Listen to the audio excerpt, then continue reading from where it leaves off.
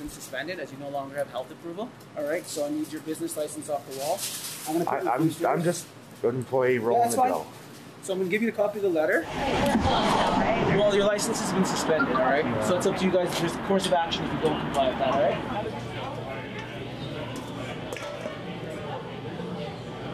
A few years later. All the charges that were brought forth against me were dropped by the Crown today, yeah, it would appear that it was not me that broke the law, but the law itself broke the law. Have you been vindicated? Has justice been served? No, justice has not been served. My restaurant was closed illegally, a business of 20 years, supported 2 families, employed 30 people, and was a institution in Calgary, a thing of beauty. All we did was profess love, and it was met with the most vile hate I've ever seen in my entire life. But it does feel good to have all charges cleared. The vaccine passport was essentially deemed ultra vires or illegal, but you know, I was the only restaurant that stood up, that was destroyed for it. All right, guys, so we got to talk about a feel-good story here. That involves the pandemic, you know, the pandemic that the politicians, that governments worldwide use to justify restricting people's rights and freedoms, including those of business owners when it comes to who they decide to serve and who they won't serve. Now, a lot of business owners were punished by the government. They had their licenses revoked for refusing to go along with some of these restrictions that I believe, at least in the United States, are unconstitutional, and they lost their livelihoods. Okay, they faced criminal charges. They were shunned. They were told that they're super spreaders, that they're putting people's lives in danger, at risk. And fast forward just a year or two after the pandemic lockdowns were in full swing, it seems rather silly, right, that this was the state of our country and the world at one point. Okay, and you know, hey, despite it being 2 or 3 years removed, we still have people dealing with some of the consequences of what happened during the lockdown, as this story involves a based Calgary pizzeria owner who was just exonerated in a case against him for violating pandemic restrictions. Now, this guy's name is Mr. Jesse Johnson.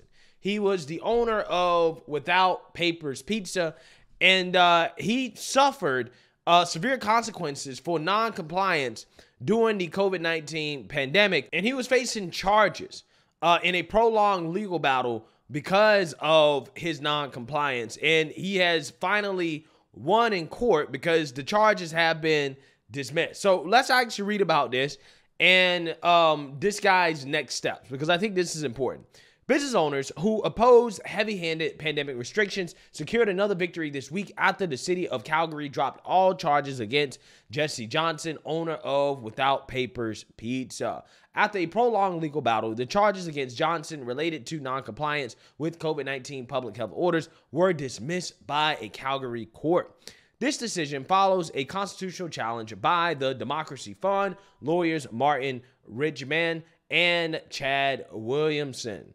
In October 2021, Without Papers Pizza faced charges for violating several city bylaws. This action followed the suspension of its business license, a consequence of the business's alleged non-compliance with the public health mandates. Again, there's stories like this that happen in the United States as well, too. Okay, business owners lost their alcohol license, they lost their business license, they lost the ability to make money because they did not want to follow what, again, in my opinion, were unconstitutional public health mandates related to the pandemic. The pizzeria was accused of allowing customers on the premises without vaccination verification and failing to exhibit mandatory health order signage, contravening a regulation set forth by the City of Calgary. Now, again, in 2023, how silly does it sound, right? It sounds extremely silly for a restaurant to have a vaccine passport, right? AKA you need to show proof of vaccination in order to enter, considering how now, due to the science, the current science on the vaccines, it seems like it was kind of pointless, right? It was a pointless thing to do, and it really didn't make any sense. It's as if the people who at the beginning of this thing was saying, hey, you know what? We shouldn't be doing this. for X, Y, and Z reasons were right. Okay, again, that's the funny thing about this. Okay, in 2023, a lot of people can look back at what happened during the pandemic and see that some of these restrictions were just downright silly. Again, this is why you don't violate people's rights because of a pandemic. Okay, and again, the people who fought for their freedoms, again, turned out to be correct on this issue, especially when it comes to forcing a vaccine on people. Because now we know that we were lied to about the initial science that came out that essentially suggested that the vaccines did something that they didn't do. And as a result of all the lying and gaslighting that happened during the pandemic, again, specifically when it comes to the vaccine, a lot of people just don't go along with the COVID narrative anymore, right? They don't go along with the lockdowns. They don't go along with, the government, basically trying to force the vaccine on people, right? It's pretty unpopular now, okay? Considering, again, the fact that you were once smeared as, a super spreader if you didn't take it. Now, I think people are kind of starting to see the truth. And I think that's why when people come out here and say, oh, well, Democrats, they're going to try to pull the pandemic thing again, I don't think that's ever going to work, right? I don't think, at least in the near future, what happened in 2020 and 2021, 2022, I don't think we're ever going to see that again, right? I really don't think we're going to see, I just don't think people are going to allow it, right? They're just not going to allow it. So let's continue reading here. Undercover inspectors who were allowed to buy and consume pizza on site without showing proof of vaccination substantiated the charges against the restaurant. Johnson, who refused to enforce Alberta's vaccine passport policy during the lockdown, received widespread support from the public. The policy, introduced by then Premier Jason Kenney, was challenged by Johnson, asserting the right to medical privacy for his patrons. The court hearing lasted merely 10 minutes, ended with the acquittal of Johnson, much to the joy of his supporters who gathered at the courthouse. Yeah, so 10 minutes, right? 10 minutes. 10 whole minutes is all it took for this to be dismissed. Right? That's how silly it was. But again, it cost him his business license. It cost him his livelihood. It cost him his reputation. Again, this is what's happening, right? This is just not happening in Canada. It's also happening in the United States as well, too. The ordeal, however, took a heavy toll on Without Papers Pizza, once a celebrated establishment in Calgary known for its community support and acclaimed pizza. A TDF news release claimed, quote, the establishment was frequently voted as having the best pizza in Calgary. The pizzeria faced insolvency due to the enforcement of the provincial health orders. Johnson's ordeal has been seen by many as a fight for fundamental freedoms with implications beyond business compliance. This legal victory was what several supporters of Johnson and Without Papers Pizza hoped for, noting that Johnson had lost everything fighting for his customers' right to medical privacy, according to Rebel News. Yeah, so with that being said, Mr. Johnson is announcing that he's going to sue the government in a civil suit for damages related to the fact that they forced his business to shut down for charges that ultimately got dismissed because they were ridiculous and they were against his fundamental freedoms and rights to medical privacy for his customers. Take a look. I plan on pursuing a civil suit, yes. It is a bittersweet irony what happened here today. My restaurant was shut unadjudicated. I was deemed guilty without going to a court of law. They shut a man's business down of 20 years, 2 families that depended on that, 30 people that were employed by it, the millions of dollars in taxes that I collected every year because I did what? Because I chose to accept all and to extend my love to all the fine people of Calgary. A travesty of justice is what occurred. Really, truly a shame, a grotesque perversion of hospitality.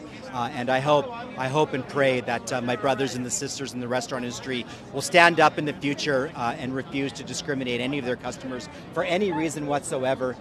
It was truly a shame what happened to the hospitality industry. Has it been a difficult 2 years for you? It's the most difficult experience of my life. These bastards, they literally tried to break me. They tried to break me financially, they tried to break me mentally, and they tried to break me spiritually, and they almost came close. If it wasn't for the good people that joined me here today, the many who I fought with on the streets of Calgary, in the prairies at Coots, in Winnipeg, all across Canada, the millions who rose up to defend our rights and freedoms in this great, great land, we need to pray to Jesus Christ to offer us forgiveness and to give us the light to fight further into the future. What is your message to people who are still fighting against these charges, against the government. The government is still going after them. Never give up hope. Never give up hope. And believe in yourself. One thing I've learned across this journey is that the power of the human spirit is indomitable. And if there's a mountain in front of me, that mountain shall move. Yeah, so you seen that, you heard that. Okay, I 100% agree, right? He should sue the city. He should sue the government, okay, for everything that they have until he can get back all of the assets that he lost from losing his restaurant, again, due to the government cracking down on his restaurant for what, in my opinion, are restrictions that take away his fundamental rights and freedoms, plus whatever money that he would have made had his restaurant stayed open, plus interest, right? I have no idea what it is, but I'm imagining that it probably could be upwards of millions and millions and millions of dollars, okay? He should 100% file a civil suit and get all of his money back, and this is the way forward, okay? We cannot forget about what happened during the pandemic. I know that, the more that time kind of progresses, people kind of forget about what happened, but I'm not going to forget about what happened. Okay, I'm not going to forget about the lockdowns. I'm not going to forget about the government forcing people to take the vaccine. I'm not going to forget about kids not being able to go to school, so kids are now dumber than they used to be. I'm not going to forget about the fact that we have record high inflation because of this. I'm not going to forget about how the pandemic literally has turned the world upside down. Okay, the world basically got destroyed. The society as we know it got destroyed because of the decisions of these politicians when it came to the pandemic, okay? And they should be held accountable, right? They should be held accountable for their actions and the decisions that they made, especially when the science was showing that these lockdowns, that these restrictions probably were not worth it, okay? Considering everything in regards to the pandemic, the virus, the cost of the lockdowns, and what we were going through, these people should have changed, okay? In the ideal world, these restrictions would have been lifted in early 2021, right? It would have been over in early 2021, and we would have returned back to normal a lot sooner than we did, but that didn't happen, okay? We didn't start to return back to normal until what? Probably the middle of 2022, where things actually really started to kind of get back to where it should have went. Again, it was a whole year too late. Right? A whole year and a half too late. Okay. So, again, shout out to this business owner. I'm happy for him. Thank God that the charges were dismissed. Now he just needs to get his money back. He needs to sue the government for everything that he lost, plus more, plus interest. And then, he will be set straight. And I hope that all business owners that are going through this do the same thing. Okay. Because they deserve it. Right. Let me know what you guys think. Make sure you like, comment, and subscribe. Most importantly, share a Black conservative perspective. Peace.